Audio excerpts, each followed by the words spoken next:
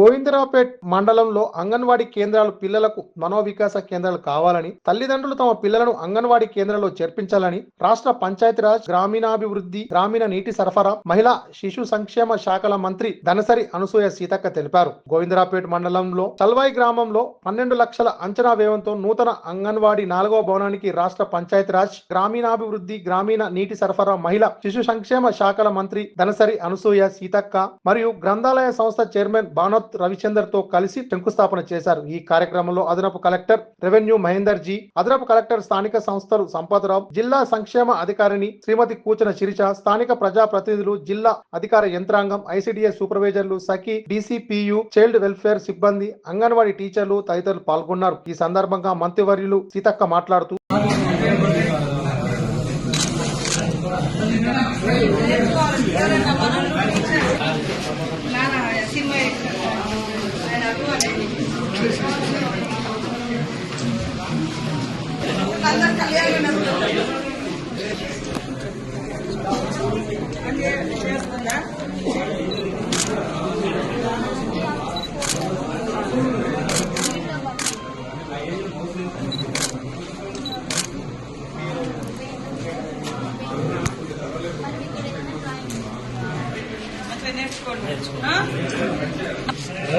అన్నిట్లు వస్తాయి కానీ technical education రాక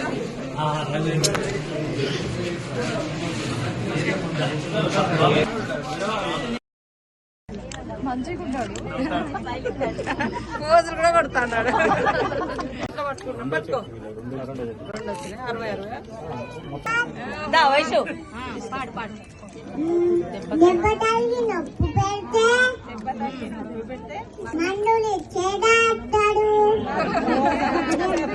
నీరసంతో జబ్బు పడితే దగ్గు పడితే